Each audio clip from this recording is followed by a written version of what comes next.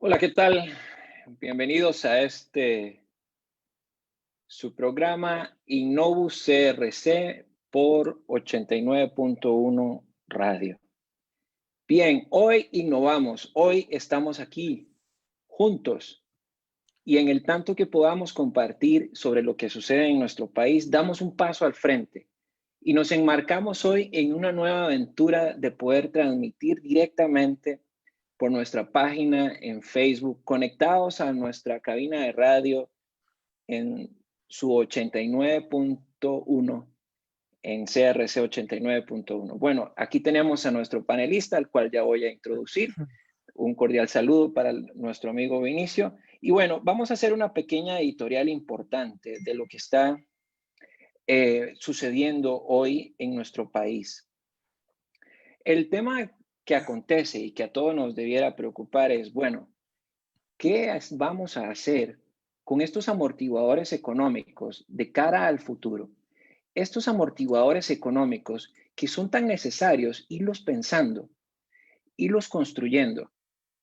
Vemos cómo una inteligencia artificial viene cada vez más avasallando, provocando cambios importantes en el mundo. ¿Y cómo se proyecta para el 2021? Y no lo digo yo, sino lo dice Klaus Schwab, que es el presidente del Foro Económico Mundial, específicamente en el tanto de que la inteligencia artificial va a venir a reescribir nuestra forma de vida, nuestra cotidianidad. Y ya lo vemos cómo, e inclusive a partir de los datos, se utilizan ya algoritmos para, por medio de procesos automatizados, gestionar de una manera más eficiente, de una manera más ágil y de una manera más frugal. Pero lo que a todos les preocupa, y bueno, ¿y las personas? ¿Qué pasa con las personas? Hoy hemos querido traer a un invitado de lujo, no sin antes mostrar nuestra preocupación de lo que acontece en nuestro país, de lo que acontece a nuestro país en el tanto de que vemos que las discusiones, si bien tienen que trabajarse en el corto plazo, no vemos el largo plazo. ¿Quién está pensando en las nuevas capacidades, destrezas, conocimientos que tenemos que hacerle frente a estas tecnologías emergentes? La inteligencia artificial, entre unos 5 años, se dice que el Bitcoin va a ser la moneda del mundo.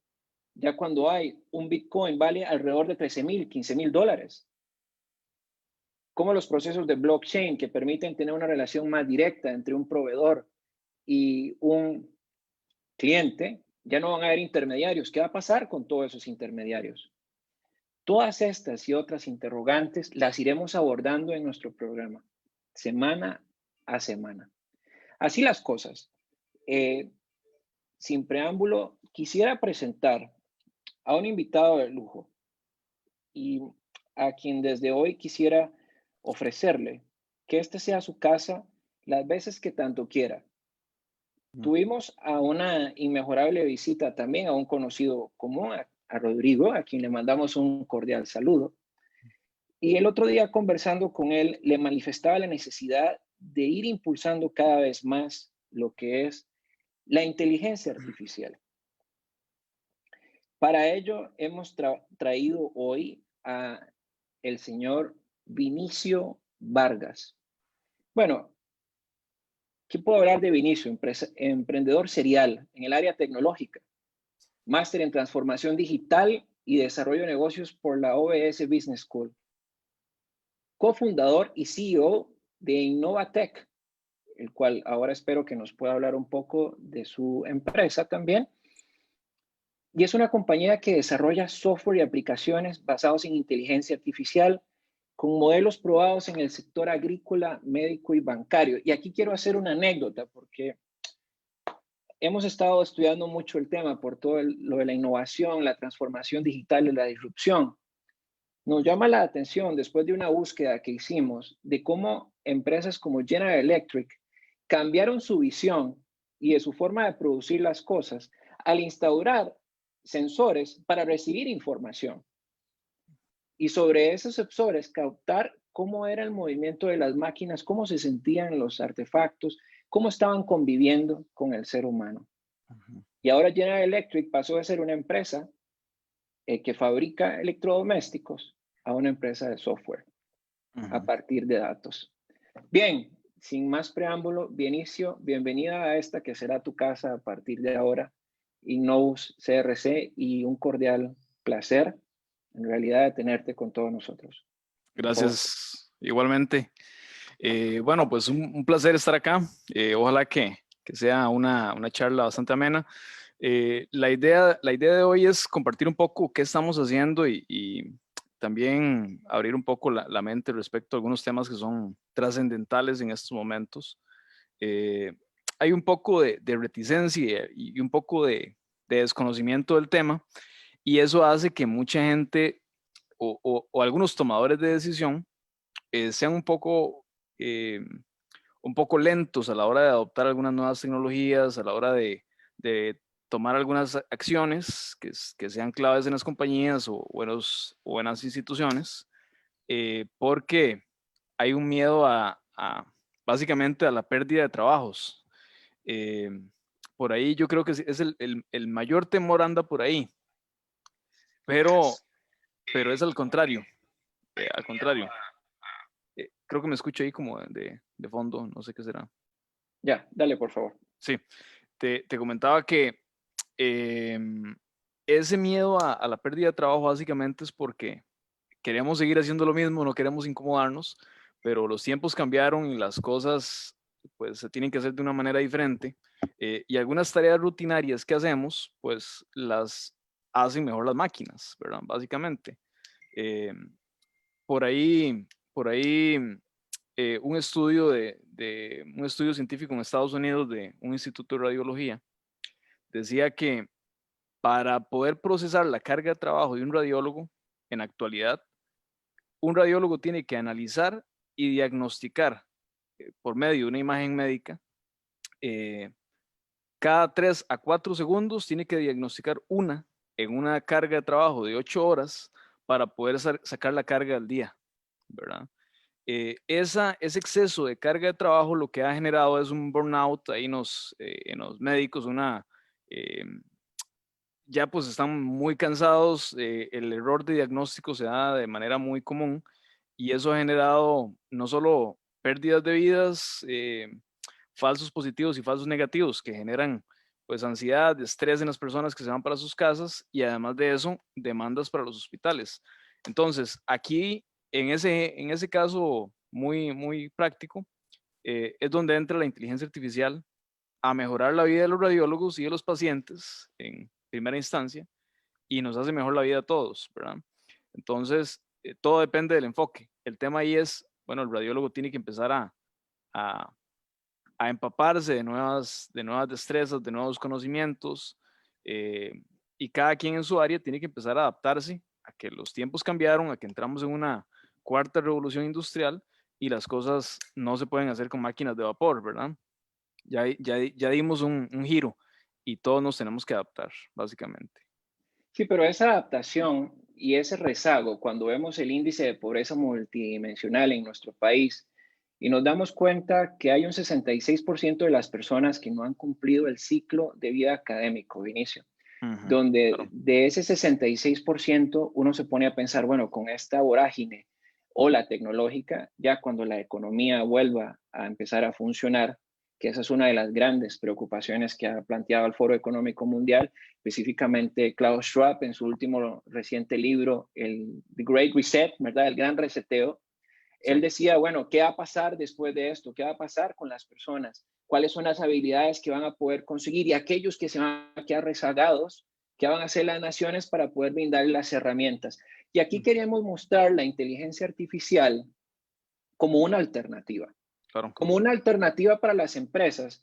También, si bien requiere una inversión muy alta, porque pasar de datos, automatizar los procesos, pero también de reconvertir a la empresa como un todo y sus propias estrategias para ubicar los recursos donde correspondan y hacerlas más productivas.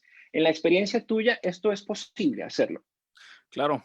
Eh, Obviamente en todas las crisis, decía un pensador que en cada crisis es como un parto, ¿verdad? O sea, hay sangre en el proceso, pero es inevitable para que el bebé nazca. Eh, pues estamos en un cambio de era, estamos en pleno parto y obviamente que hay que tomar medidas y tiene que haber políticas públicas desde el lado público y desde el lado privado. Sin embargo, hay muchas habilidades, y lo decía hace poco Elon Musk, que, Ujú, que ya las ujú. universidades no, no son, vamos a ver, siempre es importante la universidad desde el punto de vista académico y todo lo que se puede aprender. Sin embargo, ya no es un requerimiento, ya no es necesario. Incluso algunas compañías, muchísimas compañías en la actualidad están contratando eh, sin currículum. Hacen una prueba casi que a ciegas y de acuerdo a las habilidades, pues se hace la contratación. Eh, lo que quiero decir con esto es que hay muchas personas que podrían hoy por hoy, aún teniendo un rezago en su parte académica, aprender nuevas habilidades, ¿verdad? Obviamente que esa disponibilidad de capacitación esté al acceso de todas las personas, eh, pero cualquier persona podría estar aprendiendo en este momento, no solo inteligencia artificial, podría estar aprendiendo otras nuevas habilidades en tecnologías disruptivas que ya llegaron para quedarse. Hablemos de realidad aumentada, realidad virtual, eh, Correcto. el blockchain, por ejemplo, que es una nueva tecnología. Y en el caso de la inteligencia artificial, cualquier persona, hoy por hoy, hace poco vi un curso que decía, curso gratis, aprenda a programar, ¿verdad? Y yo me quedé Ujú, pensando, mira, cualquier ujú. persona podría aprender desde cero a programar y de pronto tener un trabajo en alguna compañía, en alguna nueva compañía, en una startup, en una transnacional. eh, o sea, que no hay excusas. Lo que pasa es que sí se requiere de políticas públicas y privadas muy fuertes, ¿verdad? Pero en ese sentido, viene un gran aliciente. La empresa tiene que aprender a aprender. Sí, claro. La máquina, la inteligencia artificial, el promedio de que se dice, bueno, vos sos acá el experto, lo conoces mejor que yo, pero lo que hemos podido investigar e inferir, lo que aprende una máquina con respecto al hombre es, la relación es 3 veces a 1 y podría ser todavía más exponencial. Es decir, aprende 3 veces más rápido que el ser humano y se logra reprogramar a sí misma, ¿verdad? Uno Claro. de los grandes temas que se ha hablado es la ética y el uso de los datos y qué va a pasar con la máquina si al final del día vamos a ser gobernados como sucedía en esas películas, ¿verdad? De Terminator, donde las máquinas eran las que terminaban gobernando al mundo. Sí, Pero también vemos otros ejemplos. Hoy con el coronavirus, vemos como en China y en Japón, y en el tema del Asia, específicamente en el continente asiático, han venido desarrollándose muchos programas basados en inteligencia artificial en el uso de las imágenes radiológicas para poder detectar si la persona tiene coronavirus o no, a carencia de radiólogos expertos o a carencia de también de doctores que puedan dar dicho diagnóstico. sí. Acá vayamos de la teoría a la práctica. ¿Cuáles han sido algunos casos de éxitos que la empresa tuya ha gestionado y que hemos podido ver y que son palpables para sacarles realce, por favor? ¿Cuáles Ok. hemos visto? Bueno, hemos hecho algunos algoritmos, no solo para el sector bancario e industrial en general, sino que nuestro mayor orgullo, digamos, viene en la parte médica. Em, Ahí lo mencionabas en el tema de que una persona no aprende, o sea, una máquina aprende y realiza una función específica hasta 3 veces a 1 eh, en comparación con una persona. Yo diría que muchísimo más, porque vamos a ver, nosotros podemos tener, hablemos del coronavirus, el COVID, Okay. podemos tener, por ejemplo, 100,000 personas con un diagnóstico, de las cuales pasaron por un proceso de imagen de rayos X para ver temas de neumonía y todo esto.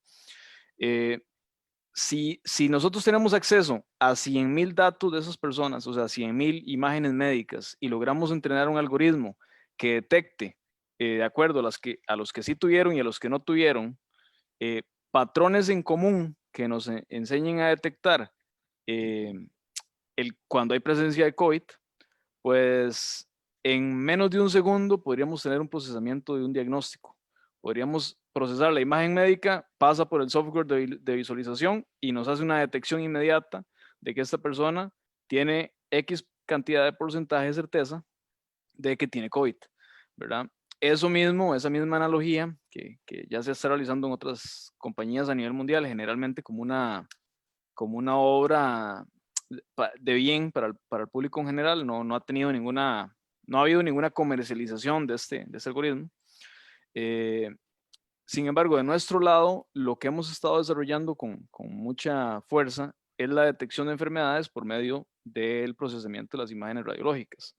Aquí en concreto ya estamos en proceso de aceleración. Esperamos el otro año, si Dios quiere, estar en Texas, ya para la fase de aceleración en Estados Unidos y las posibles rondas de inversión, y además de eso la fase regulatoria y entrada al mercado de Estados Unidos.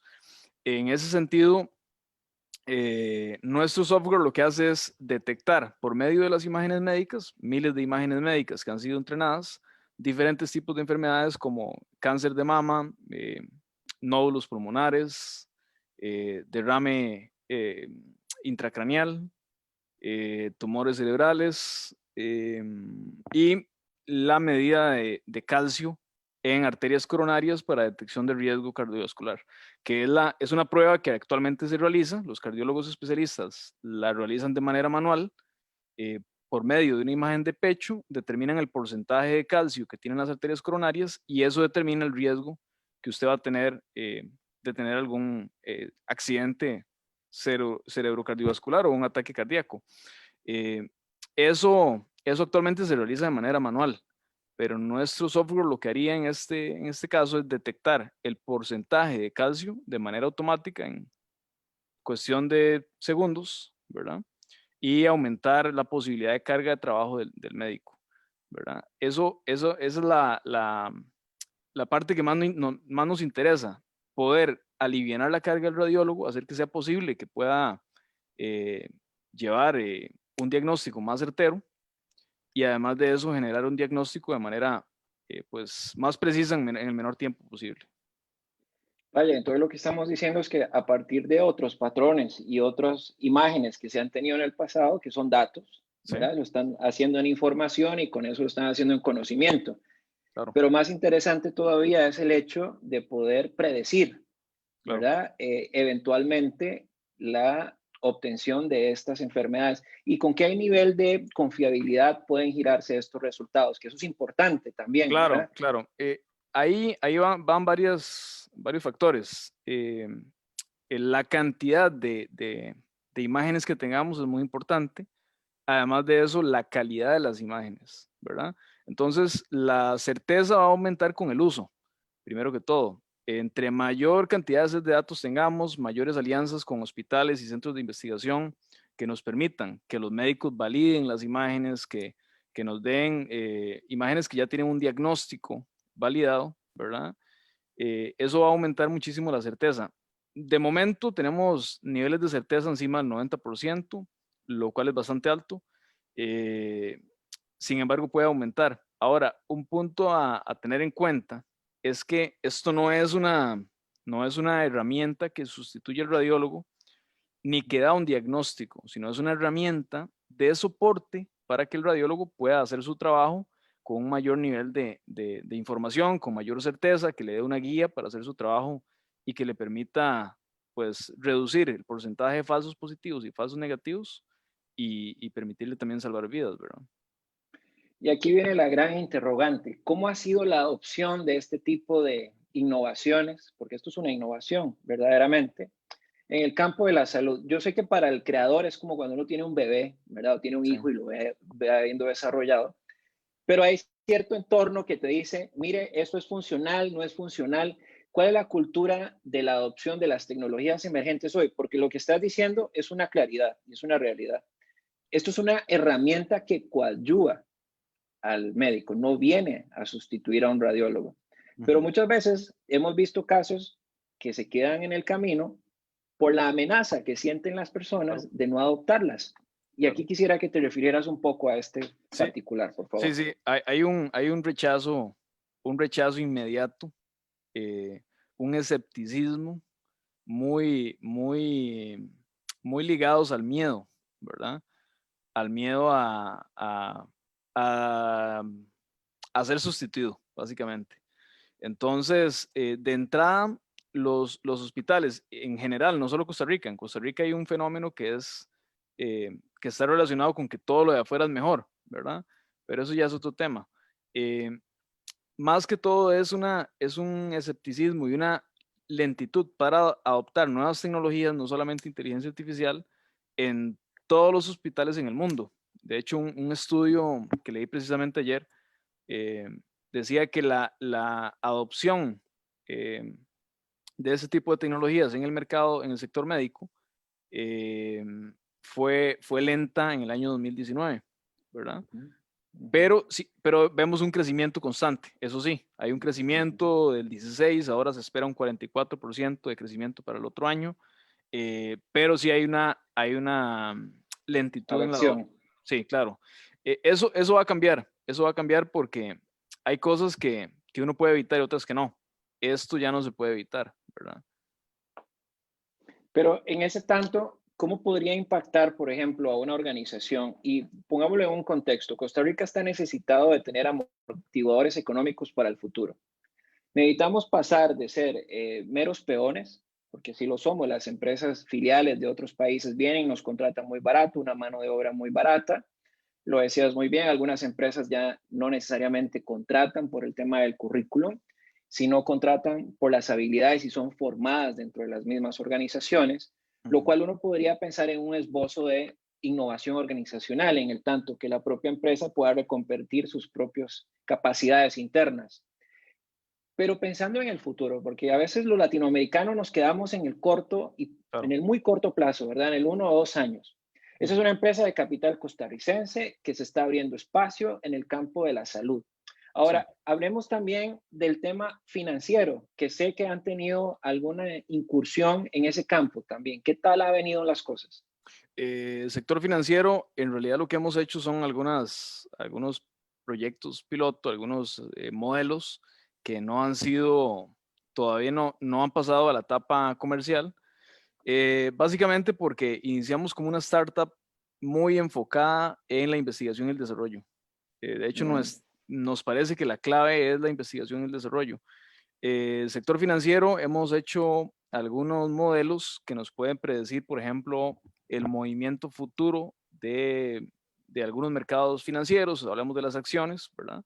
Hacer una ok, predicción con base en el comportamiento, que haga una correlación entre, entre algunos mercados y me detecte que cuando esto pasa, esto podría pasar, ¿verdad? ujú, Eh, ujú. y principalmente lo que hemos hecho ha sido para el sector bancario y seguros, en el tema de recuperación de cartera de crédito, en el tema de predecir una mora antes de que ocurra, ¿verdad? Ok, ok. Y en el sector de seguros también el tema de cálculo del riesgo de la prima, si se le da una póliza o no se le da una póliza, y si se le da, cuál es el riesgo que corremos, entonces cuál debería ser la prima, ¿verdad?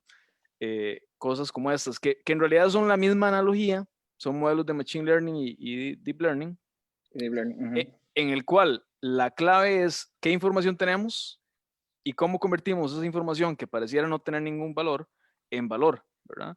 Entonces, definitivamente la data que tengamos, o sea, la información que tengamos, los datos que tengamos, son los que nos van a generar valor. Y ahí viene un tema que mencionaste, el tema de la protección de datos, ¿verdad? Sí. Es muy importante que los datos se puedan utilizar, ¿verdad?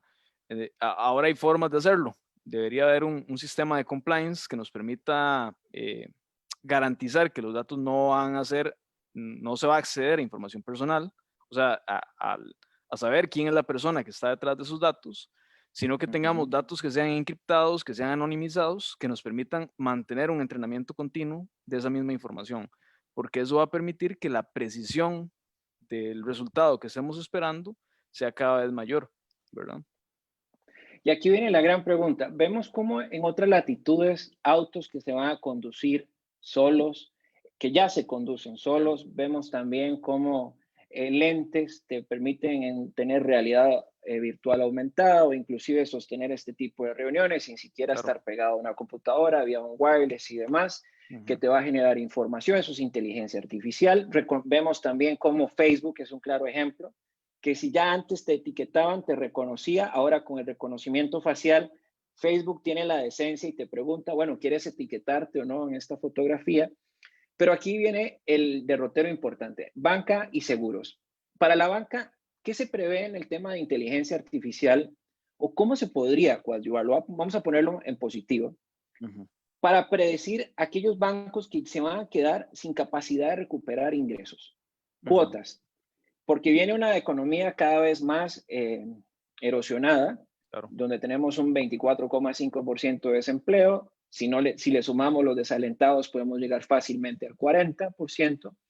Una rezago escolar importantísimo también que te mencionaba ahora. Hay un trabajo informal que cada vez más crece. Claro.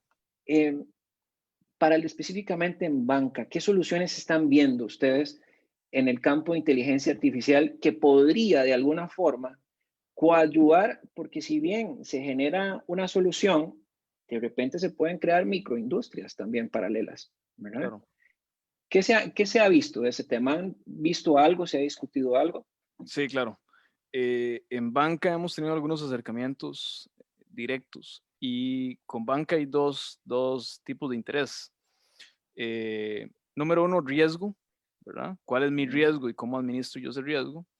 Ok. Y dos, bueno, y cómo bajo, por ejemplo, mi índice de pérdida crediticia, mi índice de morosidad, cómo lo disminuyo, Ujú, ¿verdad? ujú, Y dos, cómo vendo más y cómo vendo mejor, ¿verdad? Y ahí entra un asunto. Los bancos manejan millones de datos de diferentes tipos, pero los bancos no saben qué hace la gente, sabe cuánto gastó, pero no sabe qué fue exactamente lo que compró, no sabe qué hábitos de consumo tiene.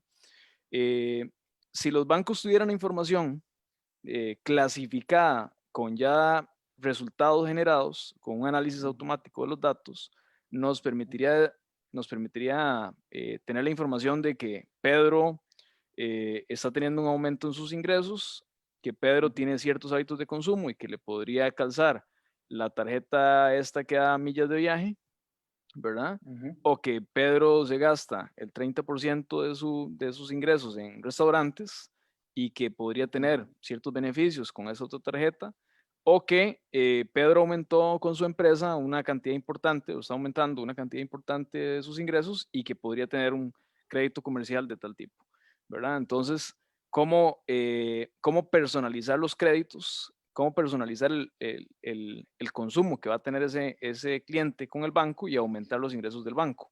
Y por otro lado, a recuperar eh, o a hacer que un cliente no entre en mora cuando ya sabemos que hay algunos indicadores que nos indican o que nos dicen que ese cliente podría entrar en mora en los siguientes 3 meses, ¿verdad? Entonces, ¿qué medidas podemos tomar para evitar que Juan entre en mora? Por ahí anda más que todo el interés de los bancos. Y en banca yo siento un riesgo importante eh, de disminución de cartera derivado del aumento de las fintech. Así es, y que cada vez vemos más que van creciendo, ¿verdad? En el Claro. tema de las fintech. Para, para todos los que nos escuchan, ¿podría explicar, por favor, qué es una fintech? En palabras sencillas. Una fintech es la mezcla entre una compañía tecnológica y una entidad financiera, ¿verdad? De hecho, hace poco hablaba con una persona en Boston que está en el ambiente de incubadoras y aceleradoras y me decía que los principales analistas proyectan que el siguiente boom en América Latina, no, perdón, el siguiente boom a nivel mundial van a ser las fintech en América Latina. Eh, y ahí más que todo es por un tema de que hay muchas personas que no están bancarizadas, ¿verdad? Hay Sí, es. mucho agricultor, persona que usted la ve por ahí en la calle y quizás ni siquiera tiene una cuenta bancaria.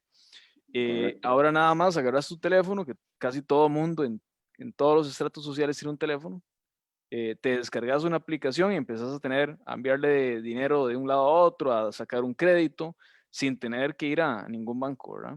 Y los bancos siguen todavía con una estructura de compañía tradicional, tratando de Ujú. adaptarse al futuro, pero de una manera muy lenta, ¿verdad? Y es algo que va a ser inevitable. Ahora hablemos de un sector que para mí tiene un gran potencial de trascender en momentos como los actuales, como lo es el sector agrícola. Ujú, vemos un sector agrícola necesitado de la agroindustria. Lo conversamos con Rodrigo en su momento también, hicimos un ejemplo de cómo los drones ahora favorecen el tomar una fotografía, ¿verdad? Ya sea un minifundio, un latifundio, ujú, para mejorar los procesos de eficiencia y eficacia en el uso de los recursos. Pero aquí hemos hablado de, por así decirlo, del oro, de lo que es la inteligencia artificial, los datos, ¿verdad? Porque sobre eso se hace el algoritmo claro. y ahí el proceso automatizado. ¿Cómo podemos impulsar o cuáles serían tus recomendaciones a nivel de experto para que nuestros agricultores le den la oportunidad real a esta tecnología que pudiera ser más bien un elemento, un socio estratégico que les permitiría evolucionar, exportar de una manera más eficiente, bajar sus costos de producción, utilizar los recursos de las personas, poder utilizarlos a otras actividades que quizás de Claro. repente no las pueden hacer? Pero, ¿qué Ujú. nos podrías decir, por favor? Bueno, en el sector agrícola, que a mí realmente me apasiona, me gusta mucho porque pues, vengo de familia, vengo del campo Ok. y, Somos de la y tierra y venimos y vamos para la tierra, decía Daniel exact- Eduberbe. exactamente. Pues creo que la información, los datos que el agricultor pueda tener son la clave. El tema ahí es si en qué nivel estamos como agricultores, ¿verdad? Hay productores agrícolas pequeños, medianos y grandes. Si hablamos de los grandes, para ir de abajo para arriba, con los grandes se pueden hacer muchísimas cosas más cuando hablamos de agricultura de precisión, con los medianos y grandes. Eh, Podríamos hablar de detección de plagas y enfermedades en tiempo real, podríamos hablar de irrigación, podríamos hablar de fumigación sectorizada con drones que nos permita identificar una plaga y solamente aplicar herbicida, por ejemplo, donde hayamos detectado, no solamente con un dron, sino también se puede hacer, si son eras grandes, se agregan unos carritos que se les agrega el software de inteligencia artificial que detecta el sistema aprende a detectar si eso es un cultivo, por ejemplo, de café y la matita que están haciendo ahí no es de café y ya el sistema sabe cómo trabaja, cómo es la mata en todo su proceso, pues entonces solamente aplica herbicida en el área específica.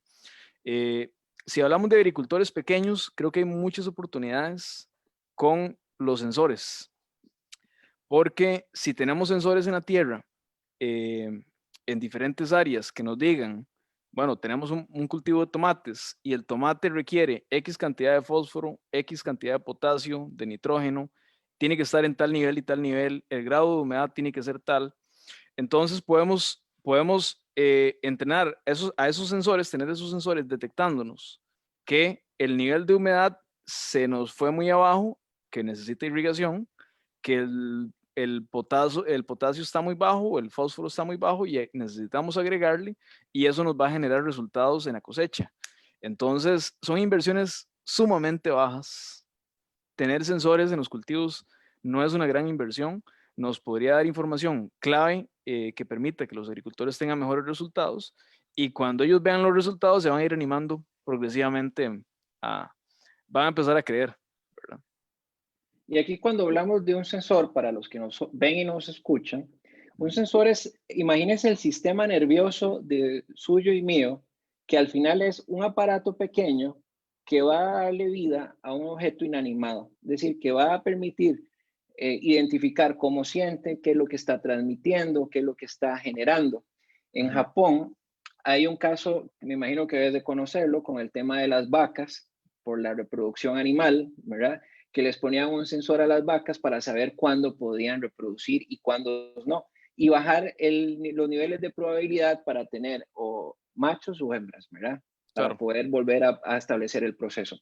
Ujú. Y aquí otra de las cosas que quería ir ya subiendo el nivel de la conversación, ¿qué le hace falta al país para adoptar este tipo de empresas como la tuya y darles ese espacio real que se necesita? Acá en Novus CRC te digo que hemos traído a varios especialistas, hemos hecho varias propuestas en el tanto, por ejemplo, empresas como la de ustedes que permite realmente un crecimiento en el corto, mediano y largo plazo en el desarrollo de la inteligencia artificial beneficios fiscales, el que les permita generar mayor capital de trabajo, pero quisiéramos oírlo de un emprendedor que vive así encarnecidamente Ujú. la realidad de hoy, ¿verdad? Que nos cuentes cómo está la realidad de hoy en el tema de las tecnologías emergentes y qué le hace falta al gobierno para poder impulsarles. Eh, bueno, al gobierno todo. Creo que en Costa Rica no hay un verdadero ecosistema, ¿verdad? Es el ecosistema que se ve en Estados Unidos, en países desarrollados, que realmente entienden cómo funciona esto. Eh, Creo que hay iniciativas muy interesantes. Procomer me parece que es una de las instituciones que mejor trabaja. Ujú. Procomer me parece que MISIT está haciendo un intento, lo está intentando. eh, y hay algunas iniciativas privadas que son muy interesantes. Pero Costa Rica, para convertirse en un hub tecnológico verdadero, realmente requiere crear un ecosistema en el cual aceleradoras internacionales, fondos de capital de riesgo entren al país y que le demos un poco más de énfasis a la investigación y desarrollo por Ujú. medio de las universidades, por ejemplo, para que salgan proyectos innovadores y que eso genere un interés internacional. Respecto a cualquier empresa, Costa Rica todavía requiere algunos beneficios en temas fiscales, por ejemplo. Las zonas francas son algo interesante porque las compañías nacionales podrían, por ejemplo, entrar en zona franca y brindar sus servicios desde ahí para evitar algunos temas fiscales. Em, Me parece que Costa Rica tiene el potencial porque ya hay algunos actores importantes. En Costa Rica, por ejemplo, somos el país per cápita número uno en el mundo en exportación de dispositivos médicos, Así es, ¿verdad? Tenemos correcto. ahí, no me acuerdo, son más de 70 Con una única, compañías. pero con una única empresa, ahí hay que hacer una acotación importante porque la mayoría son filiales, Sí, pero hay una única empresa que es de capital costarricense posicionada en el puesto de bolsa en Estados Unidos, ¿verdad? Que Establishment cotiza en el Labs, sí, Establishment Labs, así es, sí, así sí. es. Que es un hito, ¿verdad? Es la primera compañía costarricense en cotizar en bolsa en Estados Unidos. Em, y bueno, es una lástima, pero si notas un poco, ellos vienen de otro ecosistema, no hay un ecosistema local, ellos tuvieron que generalmente hacer sus cosas afuera. Eh, Necesitamos un poco más de apoyo. Aquí en Costa Rica, por ejemplo, está Parquetec, que, que Ujú. también estamos aliados con ellos. Eh, Trabajan muy bien, tiene contactos a nivel internacional, eh, pero hay que hacer generalmente las cosas afuera. Tenemos que ir a aceleradoras afuera, buscar capital de inversión afuera, porque Costa Rica todavía no tiene un ecosistema real. Tenemos el potencial porque hay mucho talento, ¿verdad? Pero todavía falta más del lado público en realidad, ¿verdad? Y en el tema de las políticas públicas me queda claro que hace falta todo el ecosistema y, ¿verdad? Y toda la parte de los beneficios o los incentivos que pueda generar el gobierno. Pero en términos de conocimiento se ha dado una gran disyuntiva, o por lo menos así lo hemos observado, que todo debe girar alrededor de la industria de las ciencias de la vida. Ahora vos lo mencionabas muy acertadamente. Conocemos esa industria muy bien, ahí hemos hecho varias investigaciones, pero Costa Rica puede tener, incursionar en otras. Por ejemplo, lo decías ahora, en el tema del banco, en el tema del sector agrícola.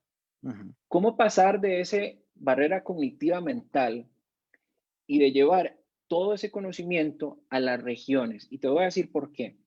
Si ves los últimos datos del informe del Estado de la Nación, el 65% del parque empresarial está en el campo, pero donde hay mayor pobreza es en los territorios.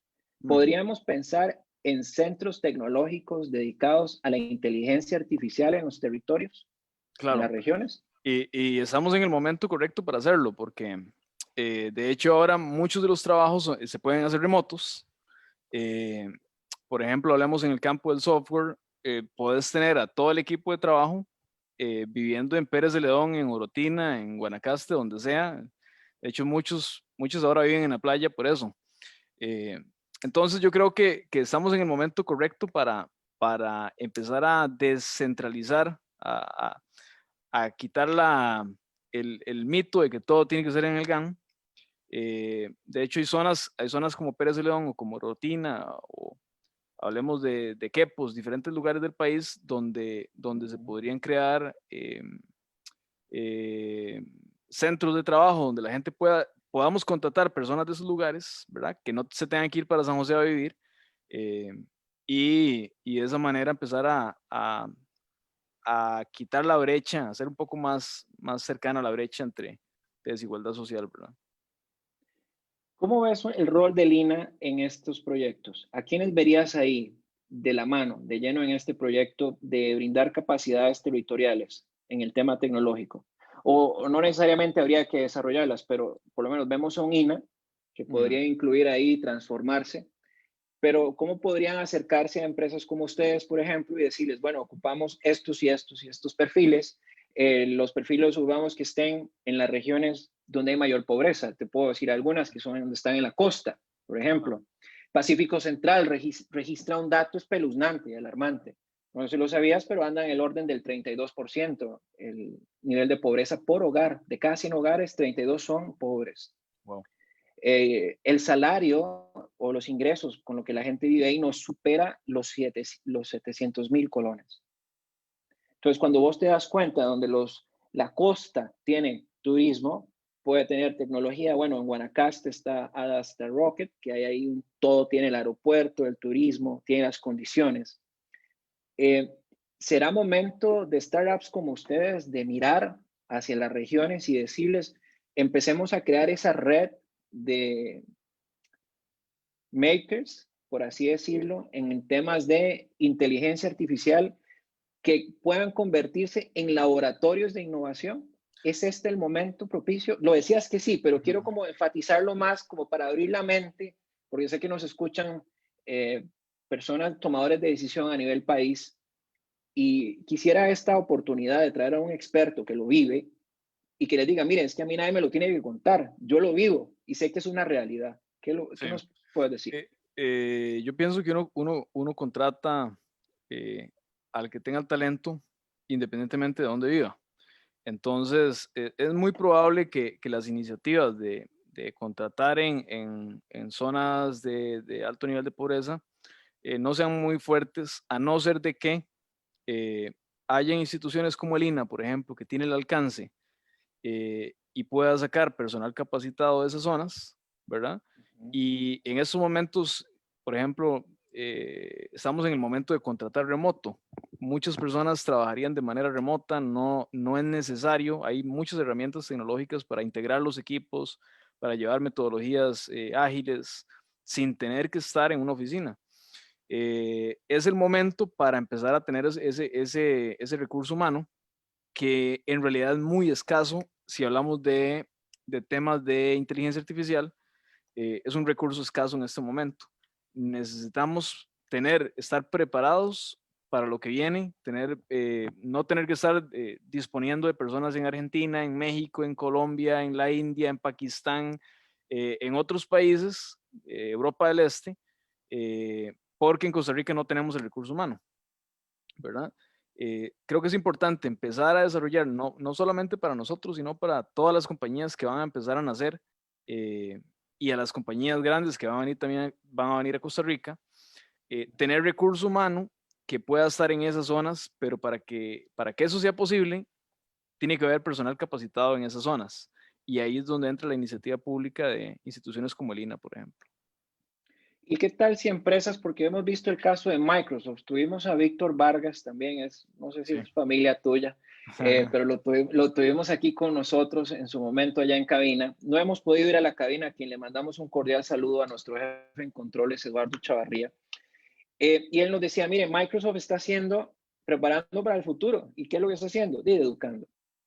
Claro. ¿Verdad? Microsoft tiene toda una plataforma de inteligencia artificial donde ha ido metiéndose cada vez más en diferentes latitudes y es acceso, y hay de acceso. ¿Es posible para una startup como la de ustedes empezar a incentivar a las regiones, ir haciendo alianzas público-privadas, obviamente donde hayan elementos de ganar-ganar, bajo incentivos y demás, que le permita, por ejemplo, a una región, en vez de tener una diáspora hacia el GAM, concentrar la producción ahí y que ustedes se encarguen de eventualmente forjar esas destrezas y esas habilidades para el futuro. ¿Es esto una posibilidad?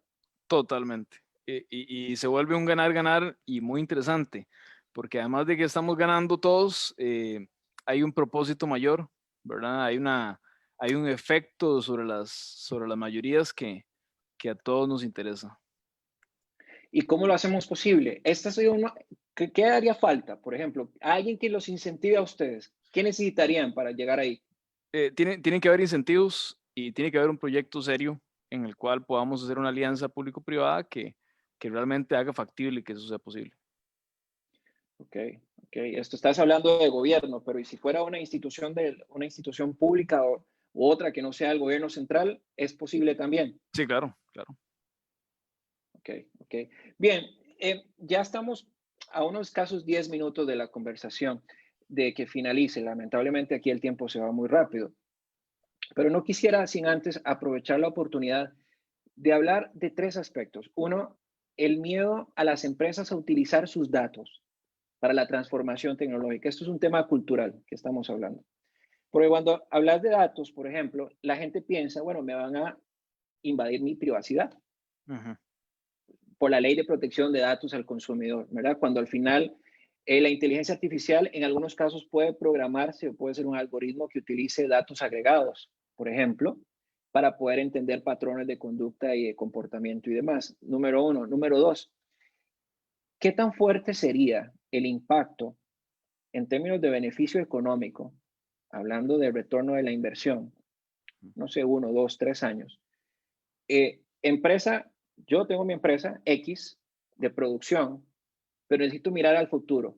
Los busco a ustedes para que me desarrollen toda una plataforma de inteligencia artificial, porque algunos se ha visto mucho para el 2021 que los asistentes virtuales va a ser algo que va a venir a cambiar. Si ya lo está cambiando ahora con los chatbots, pero más asistentes personalizados para Ujú. efectos de aminorar un poco de costos y de gastos también a nivel empresarial, es una de las posibles rutas. ¿Cuál sería el beneficio en el corto, mediano y largo plazo de hacer una alianza estratégica como, por ejemplo, una empresa dedicada a la inteligencia artificial? Por favor. Sí, en términos de retorno de inversión, generalmente va a depender de lo que estemos haciendo y de cada sector.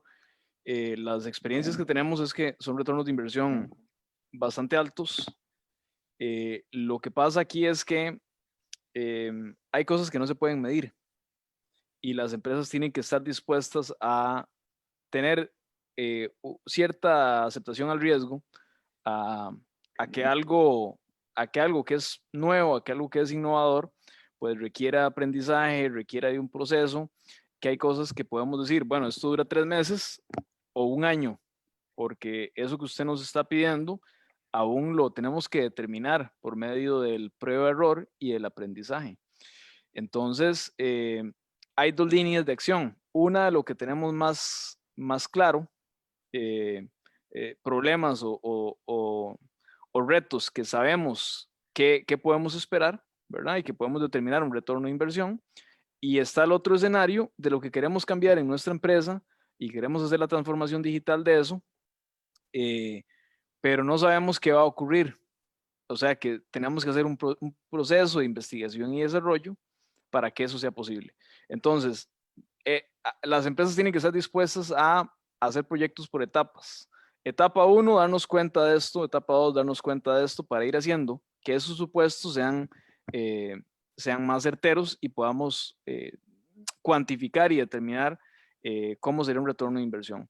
Entonces, todo depende del proyecto. Generalmente, si tenemos el escenario claro, los retornos de inversión son bastante interesantes. Hablemos en términos de innovación del modelo de negocio, que es lo que es a donde quería llegar con la conversación. Una empresa dedicada a la inteligencia artificial definitivamente va a llegar y decirme, tu modelo de negocio quedó obsoleto, vamos a hacer de otra forma, vamos a capturar los datos, vamos a procesar la relación con el cliente. Ya el modelo no va a ser físico, puede ser basado en un software, que es inteligencia Ujú. artificial, puede ser basado en plataforma, que ese es otro modelo que muchos se está utilizando hoy, o ya se venía utilizando y no nos habíamos dado cuenta de su importancia. Puedo citarte el ejemplo de Amazon. Hoy en Latinoamérica hay empresas que se están dedicando mucho al tema de los datos y cómo poder utilizar esos datos para los patrones de consumo y de comportamiento. Y resulta que aquí tenemos a una persona que nos ha escrito que dice, el señor Sergio Monge Casasola: yo trabajo para el sector agropecuario, estamos desarrollando un servicio basado en software, que es un SaaS, para los que lo están leyendo o lo leerán, es un SaaS, ¿verdad? Para captura de datos en inteligencia artificial. Estamos trabajando en ganadería de precisión y ganadería digital. ¿Quieres saber el nombre de tu empresa, Vinicio? Ahí, por si quieres darle otra vez el nombre de tu empresa para que te puedan contactar. ¿Cuál sería? Claro, Innovatec, se escribe AI de Artificial Intelligence, AI, Novatec, N-N-O-V-A, Tech, T-E-S-H, Innovatec. Y, y tal vez un correo electrónico para que les quede ahí grabado a las personas. Claro, es Vinicio, arroba, o puedes escribirnos más fácil a go, arroba, innovatec.com. Ok. Bueno, ahí lo tiene don Sergio. Ahí puede buscarlo y si hacen algo en ganadería en ganadería en precisión y la parte digital me interesa muchísimo porque Claro. Japón es un claro referente de esto, ¿verdad? En el Ujú. tema de la reproducción y demás para garantizar cuántos pueden ser mujeres y cuántos pueden ser hombres. Antes se basaban en el tema del comportamiento de la luna y el comportamiento del animal y demás. Y Ujú. ahora vean hasta dónde estamos llegando.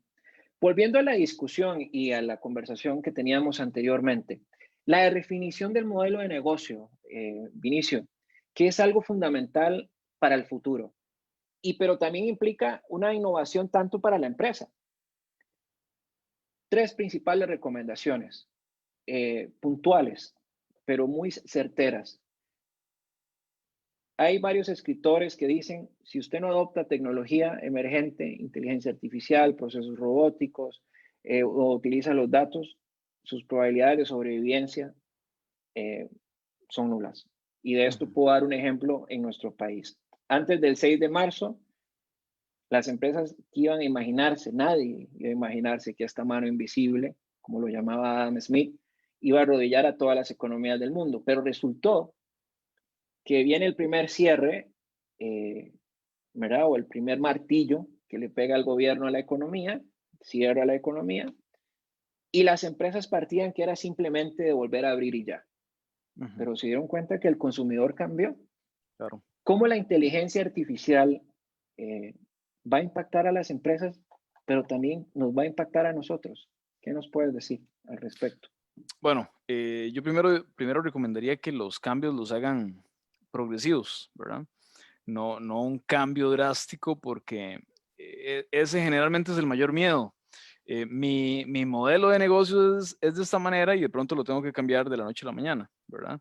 Entonces los cambios tienen que ser progresivos. Número dos, eh, ponga a una persona a cargo, aunque no sea usted, aunque la empresa sea familiar, escuche otras voces, ¿verdad? Y porque generalmente el empresario que está acostumbrado a hacer las cosas de una manera tiene cierto romanticismo, cierto apego a cómo ha hecho las cosas y le cuesta tomar decisiones. Eh, y número tres, yo diría que recordemos, es importante recordar que la transformación digital y ese proceso de innovación eh, no es un tema de tecnología, no solamente es tecnología, la tecnología va de la mano, pero más que todo es un proceso de cambio en la cultura de innovación, es un cambio del tipo de liderazgo, ahora son liderazgos más verticales, más horizontales, eh, se requiere de un cambio cultural en el cual haya una tendencia a salirnos de la caja, ¿verdad? A pensar las cosas diferentes, a redefinir diferentes ideas que ya teníamos preconcebidas y empezar en un proceso de transformación progresivamente. Lo más recomendable es empezar con un proyecto piloto para probar una idea y de acuerdo a eso, si ya lo probamos, ahora, bueno, llevémoslo a toda la organización ya después de que lo probamos. Bien, bueno, ya con esto no voy a despedirme y con esto haré el cierre de nuestro programa el día de hoy, que sí quiero rescatar algunas cosas sin antes darte gracias por haber compartido con nosotros, haber aceptado esta invitación A y vos. esperamos seguir escuchando más éxitos de compatriotas ticos costarricenses que están marcando una diferencia en el campo de la inteligencia artificial, a pesar de todas las desavenencias y todas las barreras políticas, económicas, sociales que pueda haber de esto por medio. La pasión se te ve que te mueve este tema y eso es fundamental.